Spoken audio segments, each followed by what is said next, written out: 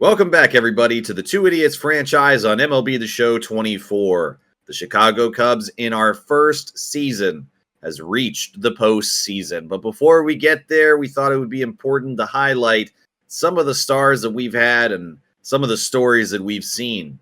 We'll be going by position players first.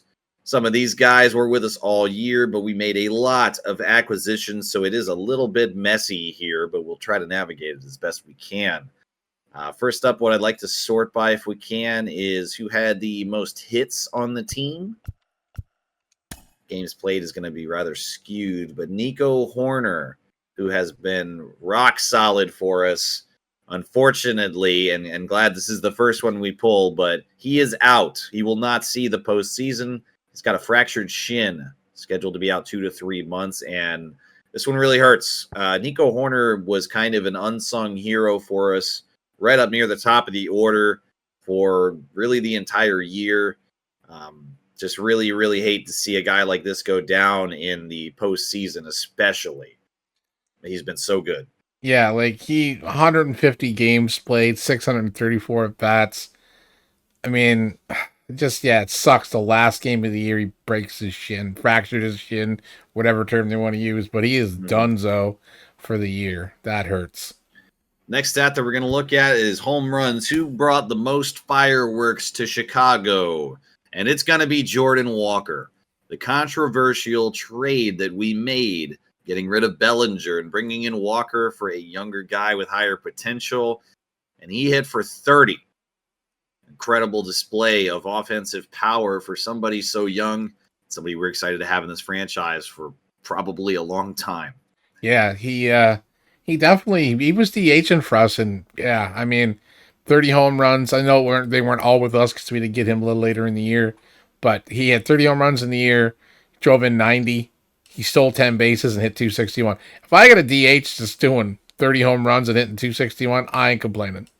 Jordan Walker also leads with the 90 RBIs, but Christopher Morel, 83. Another unsung hero in a way. Yeah, I mean, only 471 at bats, but I mean, his average a little low, 236, but he had 27 home runs. You know, he's definitely a slugger. Yeah, so he's got some good discipline as well. I imagine his OBP is significantly higher than his average, so he is definitely drawing walks for us in clutch moments. I think that's really where he has shined. Actually, we see the power levels there, so definitely not surprised that he's got some home runs in his stat book now. But the clutch is really the rating, I think, that has carried Morel's performance. When we get somebody on base and he's got the opportunity, he's typically doing pretty well for us. Yeah, 83 RBIs, nothing wrong with that. And I mean, even in third spot here with good old Seiya, he was out for a chunk of the season and he ended up with 75 RBIs. So, I mean, and a 309 average. So, I mean, we had those top three guys. Like I said, even though Seiya didn't play the full year, he still pulled up monster numbers for us. Well, he had a legendary return after that injury, too. I mean, just as hot as could possibly be. Yeah. I mean, he ended up with 28 home runs.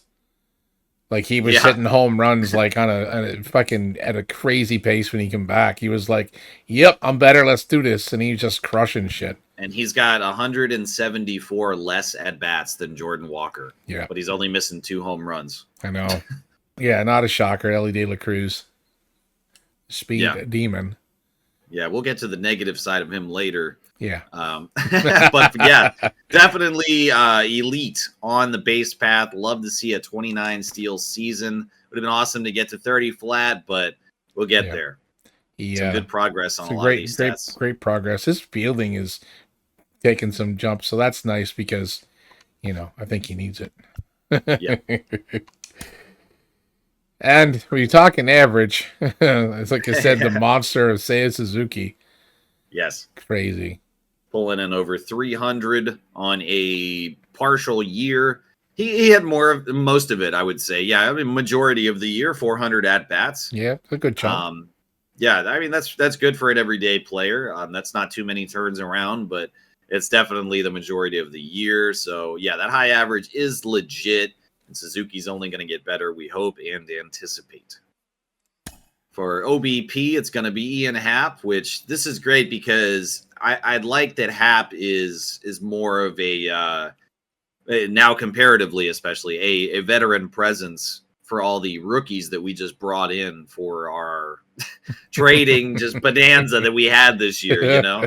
Yeah, it was wild. So Hap did not lead in many categories or even several, but OBP, he is there. Yeah. And that's one of the most important stats for me, because if you can't mash the ball, if you can't slug it, if you're not maybe as clutch as possible, the next best thing that you can do is get on base. And Ian Happ did so all year. Yeah, and I mean, he's 29, so yeah, he's one of the more veteran players we have left. And his numbers, yeah, there's a couple of little negative spots there, but overall, he still had some growth. He didn't have a massive decline. He's just, he's just one number below his, B potential, that magic MLB, the show number they just pull out of their ass. But yeah, I mean, he's 29 years old. He's still doing well, putting up good numbers.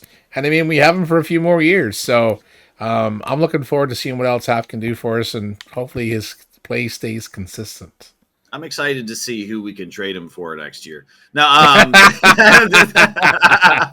nobody is safe.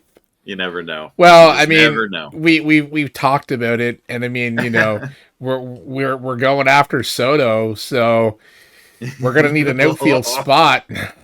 So, yep. And I don't see us getting rid of Seiya Suzuki, and we're not getting rid of Pete Crow Armstrong. So, Ian, pack your bags. It's not even into the fucking first game of the postseason where I'm talking to fucking dumping board. I know. Just can't help but look towards the future. That's right. All right, so slugging, it's going to be Seiya Suzuki again on his partial year. Just madness at the plate, man. An incredible year. Shohei Suzuki or Seiya Ohtani, whatever you want to say there, slugging nearly 600. Yeah, holy shit. The dude's a monster. They're going to start calling him Godzilla, dude, because, even though when you look at his stat line across the board, I mean, his contact numbers and his power against righties, everything else is really, it's middle to above average. It's not like, oh my God, this guy is 99s across the board or anything, but he is just, he just put it together and had a hell of a year. And OPS is familiar. The guys here are all kind of just staying there. Yeah. Like the top four. Yeah, exactly. So we're into the doubles. Yeah. Have 80 doubles. Sorry, walks. So we're on walks. I was looking ahead. Walks. So you know what? I heard it and I just agreed. I seen the B and I was thinking second base. We're not quite there. So we're talking walks. Yeah. So Ian Happ, 80 walks. Yeah. Nolan Shenuel makes a debut in the top of the list here with 79. And then LA Cruz with 50. There's a big difference between 79 and 50. It's a big jump in discipline, I bet. Yes. Yeah, definitely. But, I mean, we seen that through the year. We checked the box scores. There was a lot of games. There was hardly any walks. Yeah. The boys just don't want to seem to take the free pass. So, but Hap definitely hasn't done a problem with it all with 80 walks. Yeah. Well, you know what I like to see too, just on the far left of the side there, OBP. I know we're not sorting by it right now, but if you look at it, every single guy on the screen has above 300 for OBP. Yeah. That's successful for me. And some of these guys, of course, Nolan Shanwell and Ian Happ stand out. Nico Horner down there with 337.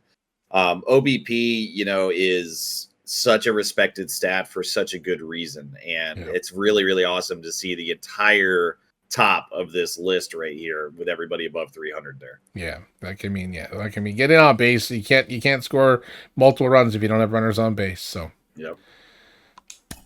Now, who has striked out the most?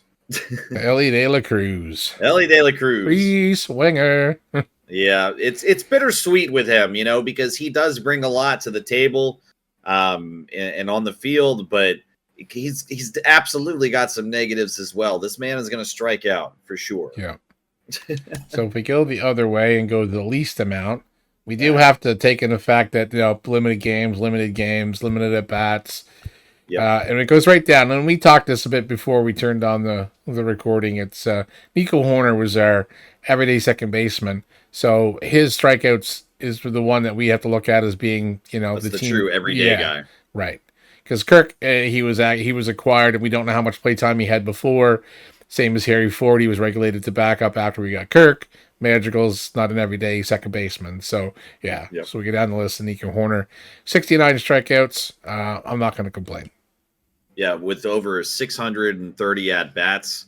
It's less than, it's right about 10% on the strikeout rate, which is just really, really good. Yeah, exactly. So now we're talking about doubles. Doubles. Yeah, now we're talking about the dubs. And Nico Horner leads doubles. Yeah. We're going to so miss your bat, buddy. Yeah, man. But then the Cruz is 38 doubles, and he didn't have as many at bats. And he scorches. Jordan Walker, our DH, he get 34 doubles. So those guys are probably turning singles into doubles based on that speed alone. De La Cruz and Pete Crow for sure. Yes, those guys are getting dribble base hits, and they're actually really doubles because they're just that fast. Yep. No, and no shocker here. Who's got the most triples? Yep. Yeah. Nico Horner being up there. I didn't think Nico was. He's got some decent wheels, I guess. He's got above average speed, but he's not blazing fast. No, but yeah, Pete Crow. Those are and, true triples. Yeah, Pete Crow and Elliot De La Cruz burning up the base pass with the triples. Yep. So we covered most of the offensive side now, and it's time to move to defense. We need to get to the other side of the ball. Caught stealing. Oh, that's important too. Yeah. But he had 29 steals, and he got caught 12 times, so it's a .707 stolen base percentage. Not too bad. Depending on the situation, I'm all right with being aggressive. I like it. I like base running. Yeah, I do as well. I don't want them to be scared to steal it. No, and I don't want the guys that have the talent and the speed to do it to be the guys. I don't want to see Kirk with 15 caught stealing, because the dude cannot steal because he can barely run to first base. Right. But yeah, I mean, I can't complain. I mean, we get some steals. As long as they're not, getting caught more than they're stealing, then I'm fine. Yep. So this is assists. So this will be a stat we haven't really talked about before. Yeah, it's just really who's fielding the most balls, kind of. But Elliot Cruz, 430 assists. Yeah, super active on the field. Yeah. Here's where we come to the problem with Error De La Cruz. 17 of them. Yeah, that's not the best. It's not the best. And I know we watched so many games to where we had, just extra runs come in because of these errors. They're not even just mess ups. They're actually like substantial fuck ups that cause runs to come in. Sometimes multiple runs. We saw that. I think like 4 runs came across and only 1 earned. Yeah, there was some big skewed numbers because of the errors. But like I said, one error that doesn't clean up an inning and the next runs come in, those can be charged to is not unearned. So there's some definitely, without watching the game and see how it plays out, with speculation how it worked out. But yeah, I mean, it's crazy. Like 17 errors, and it wasn't like all the time. It seemed like he would go like a week or two, there'd be no error by anybody, and all of a sudden it was like he'd get a fucking space where he'd err like once every second game. Yeah, it's like, and then it's the odd time he had 2 errors a game. It's like, dude, like you need to fucking like rein that shit in. Yeah. Just a lapse in focus at times. Yeah. So I mean, like overall, the rest of the boys, when you look down the list of the guys that played, a fairly big chunk of the season, errors aren't too bad. Him and Horner kind of stick out a little bit. And even Nolan at first base, that's a lot of errors for a first baseman. Yeah, and it is bound to happen. Everybody can't be perfect all the time. No. But what I'd like to see is nobody in the double digits. That for me would be an extremely successful defensive year. That'd be nice. I mean, yeah, if everyone could stay under the 10 mark, that'd be fine. Yep. Yeah.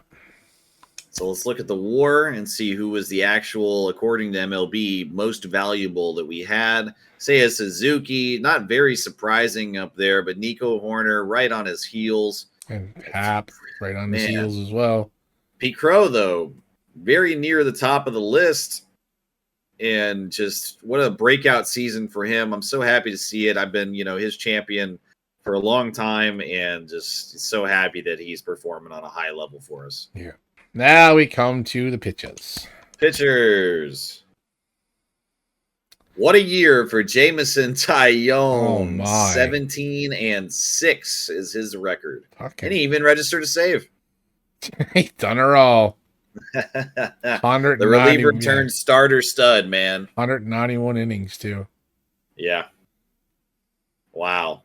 So he nearly led in innings pitched. He does tie the lead with Justin Steele. But wow, what a 1-2 punch that we've had. I know Steele has had really just a lot of unlucky games. Lack of offensive output behind him. If you look over just glancing at the ERA and the whip, Tyone does beat him on the ERA, but that whip is just slightly edged out in Steele's favor. So they both played very comparatively. Actually, even the strikeout numbers were nearly the same. Yeah, they're pretty close.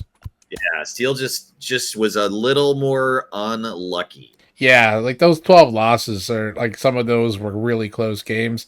And then he had a couple where he kind of got his dick kicked into the dirt a little bit. He had a couple roughies, but other than that, there was a lot of close games that just, unfortunately our boys didn't, swing the bats for him, and he just unfortunately took a loss. But yeah, he had the most losses for us. Yeah. But like I said, he just was unfortunate with some of them.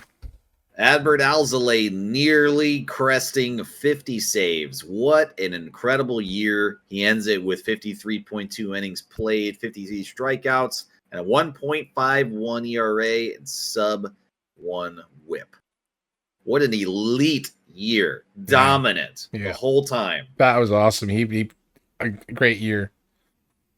Just amazing. Cannot ask for anything better than that. No. And the workhorse Justin Steele with 208 innings pitched. That's a loss. Yeah, a 200 inning year is absolutely near the top. Yep. There's not a lot of pitchers that pitch that much anymore. Yeah, not really. I mean, even in our rotation here, I know they didn't all play all year, but Taj being number 5 there at 119. Clevenger 146, Ashby 160. You can see still it's a very, very big gap between 1 and 5. Yeah. So, but 208. That's workhorse numbers right there. Yeah, he put in his work for sure. Aaron Ashby did walk the most, and it's not close. No. Who's the best? As far as innings pitched, should be, I think, Alzolay. I'm looking at who's our best starters. Yeah. So Justin Steele again. Yeah, it's got to be Steele. The innings played to walks. Well, later on there will be a walk percentage, or something, and they'll do that math for us. But he's probably it. Yeah, Aaron Ashby also struck out the most, and so right up there with Justin Steele, the two of the 146 strikeouts. Tyone right there as well. And Bradley and Clevenger. The Clevenger and Clevenger. Yeah. That sounds so weird to say I know, it like I don't like it. No, I don't like it at all. Nope. But yeah, I mean, Ashby, he was a league acquisition, so we don't know what his innings played were previous to acquisition. But yeah, he was good for us. He had a couple rough ones, but he still had a really good year. He had a good year. 146 strikeouts over 160 innings. Yep. Yeah, no problem there. An ERA. Sorting by the best, and then factoring in innings played. Abner did a good job, but very limited there, so we're not going to count him. Sorry, bud. Yeah, I mean, he done well for us in relief. Edbert was a stellar closer. Almonte, Edwards, those guys all pitched really well for us. We can't complain about the acquisition when we got Clevenger. Mm-hmm. Merriweather had a few rough ones that caused his ERA to kind of spike up a little bit, but overall, he was good for us all season as a reliever. Our bullpen actually, here we have 5 out of the 6 guys are relievers, and then our closers included in there. A lot of really good bullpen work. Yeah. And we really we reiterated that time and time again. Yeah.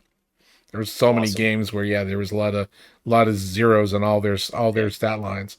Can you scroll down so we can see just the starters there? Because I think all 5 of them are pretty much right there. Yeah, Tyone, Steele, Clevenger, Bradley, Ashby, with Cordero there in the mix as well. But all of them coming in under a 4 ERA. Really an extremely successful year for the entire bullpen. Yeah, the whole ERA wise. Yeah, they definitely handled. Whoops, that's the button I wanted. Yeah.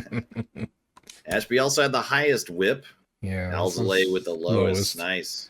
Carl Edwards Jr. He had a good year for us. What an awesome sight for us to see Carl Edwards do that. Yeah, that was awesome. I was so stoked when I seen him in the minor league team. I didn't realize he was on the Cubbies. Yeah, he was on the Nats for us the previous, and I liked him. So yeah. So we go down to starter. Well, Justin Steele 122 WHIP. Yeah, man. So we'd have to give the pitching MVP to Steele over Tyone, right? I think he just leads in too many categories. Yeah, I think with his amount of work that he put in, and less amount of walks and more strikeouts, our top starter was definitely Steele. Quality starts is really going to show why Steele is that MVP for us on the mound. 20 quality starts. Yeah, Tyone's only at 14. Yeah, and even Clevenger, that pickup off the free agency list, he had 17 what a pickup that starts. was. Yeah. Complete games. Justin Steele 2 complete games. Tyone's 1. So he's definitely won the title for our team MVP in pitching. Yes. Yeah, two complete shutouts. Mark Leiter Jr., 6 blown saves. Yeah, and 28 holds. He had 44 hold attempts, so he didn't do the best job all the time. But by and large, he still, I think, had a very good year for us overall. Yeah. Oh, yeah. Mark Leiter Jr. pitched really well. He basically was our setup guy a lot of the times. Yeah. That's where kind of his role was. That's why he's got a lot of those holds as well. Instead of bringing the closer in, we'd see Leiter Jr., and most of the time he did really good for it. Oh, that's hits allowed, not holds attempted. Yeah, hits allowed, yeah. Yeah, they don't have a holds attempted, do they? No. They should. I don't know. Should. That's why I thought it was right next to it. Yeah, that's what I thought it was as well. Oh. It was intuitive for that to be holds and then holds attempted, and it's not. No. Great. Home runs allowed. Ooh, Mikey, 26. Yeah, actually, all of our starters are really within spitting distance of each other. Yeah. We know Steele and Tyone had the most innings, so that makes Clevenger leading this a little more concerning for him as far as home runs allowed. Yeah. We hit the most people. Clevenger. Yeah. He's a villain. Yeah. Now Clevenger had a good year. We can even see on the top left there, just a preview of all his stats in a nutshell. But if you look over on the right, the WAR, he's actually a negative 0.1 WAR player. Yeah. So according to MLB The Show, he did not bring us any more wins. No. Actually slightly negative. That's wild. Garrett's got the most wild pitches. Speaking of wild pitches. Taj Bradley, then Aaron Ashby, Tyone. Yep. I mean, Albert only had 1 wild pitch. That's pretty good. That's awesome. I mean, those are pressure situations as a closer, so. Yeah. Yeah, that's all right. Okay. I mean, 5 wild pitches. I mean, fuck, that ain't bad. Yeah, over 72.1 innings. Yeah. It's a lot of balls thrown. Total batters faced. Let's see the WAR. Justin Steele. Tyone right behind him. Not surprised, but Alzolay, the standout in my mind right there. Yeah. At number 4. He's a 1.3 WAR player, which does not say very much. It's not extremely substantial, but as a closer and for us, you and I specifically, I think we were both just so delightfully surprised by the quality of Alzolay. Yeah. As someone who, like I said, previous to this season, never really followed a lot of the Cubs. I know quite a few of the players that were on the Cubs, but never followed them a lot. So seeing Adbert as the closer, I didn't have a lot of knowledge on him. But yeah, I was impressed with what he done. He was solid for us. Yep. Can't complain. Strikeouts per 9 innings. Wow. Abner was nasty. Yep. Only 12 innings, but still. Yeah. Wonder if he could have held on to that as the season progressed for him, but we'll never know this year. No.